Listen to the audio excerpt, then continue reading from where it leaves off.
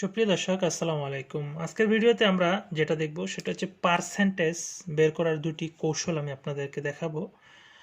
Shortcut পদ্ধতিতে দেখাবো। আশা করি এন্ড পর্যন্ত দেখবেন ভিডিওটি, তাহলে আপনি এই দুটি পদ্ধতি আপনি শিখতে পারবেন। যে কোনো আপনি পার্সেন্টেজ বের করতে দিলে আপনি কিন্তু খুব সহজেই এই পার্সেন্টেজটা বের করে নিতে পারবেন। তো আমরা দেখব দুটি পদ্ধতি। তো চলুন শুরু করা যাক। তো আমাদের এখানে অপশন হচ্ছে দুটি, যে 60,000-এ 3% আমাদেরকে বের করতে হবে।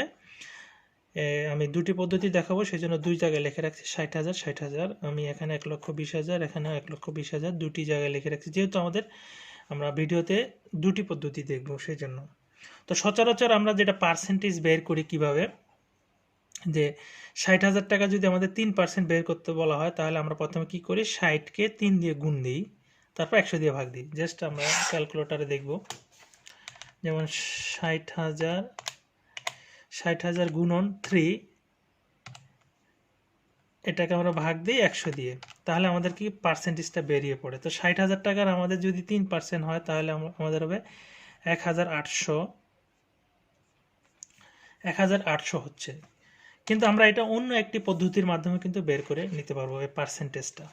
তো দেখুন, আমরা যদি 60,000-কে আমরা যদি 3% বের করতে চাই, আমাদেরকে প্রথমে কি করতে হচ্ছে, প্রথমে 3 দিয়ে ভাগ দিতে হচ্ছে, তারপর 100 দিয়ে 3 দিয়ে গুণ দিতে হচ্ছে, তারপর 100 দিয়ে ভাগ দিতে হচ্ছে। কিন্তু আমরা যেটা করব, আর একটু শর্টকাটে করব।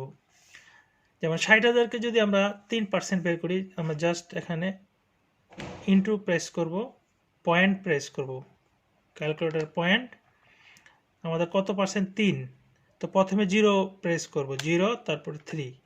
এখন 0 প্রেস কি জন্য করতেছি সেটা একটু দেখেন। তো দেখেন 1,800 আসতেছে, 1,800।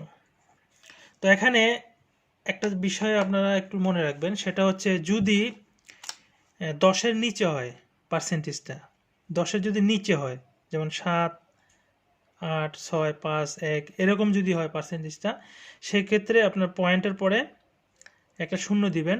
যদি 1% হয় 1, যদি 2% হয় 0.2%, যদি 3% হয় 0.3%, যদি 4% হয়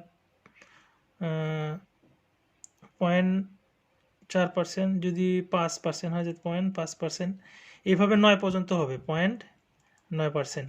আর যদি 10-এর উপরে হয়, যদি 10% হয়, সেক্ষেত্রে পয়েন্টের পরে ডাইরেক্ট 10, পয়েন্টের পর ডাইরেক্ট 11, পয়েন্টের পর ডাইরেক্ট 12, পয়েন্টের পর ডাইরেক্ট 13।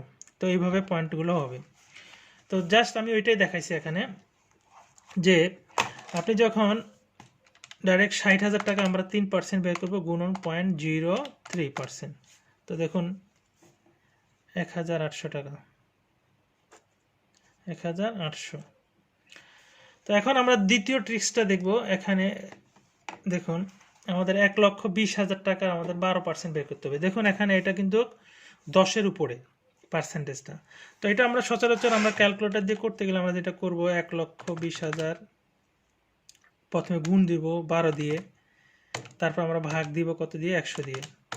তাহলে আমাদের আছে 14,400 টাকা আসতেছে আমাদের এখানে, এটার 14,400 টাকা। তো এটা হচ্ছে আমাদের সচরাচর যে পদ্ধতিতে আমরা বের করি সেটা। এখন আমরা এটা অন্য একটা পদ্ধতিতে বের করব, যেমন 1,20,000, এটা আমরা 12% বের করব। তো এটার পদ্ধতি হচ্ছে 0.12, সরি 1,20,000 গুণন 0.12। তো দেখুন 14,400, অর্থাৎ 14,400। তো এইভাবে চাইলে যে কোনো পার্সেন্টেজের কিন্তু মান বের করতে পারবেন। ধরুন আমরা এখানে ধরলাম 13,000 টাকা, 13,000 টাকার আপনি 7% বের করতে বলা হলো, যে 7% কত। তো আমরা যেটা করব, 13,000 গুণন উপরে 7, নিচে 100, এইভাবে আমরা সাধারণত করে থাকি। যেমন 13,000 গুণন 7%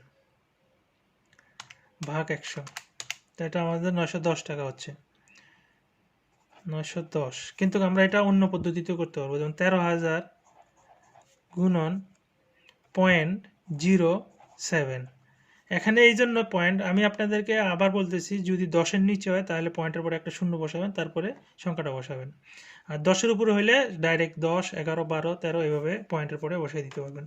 তো এখন আমরা যেটা করব, 13,000 গুণন 0.07, দেখুন 910।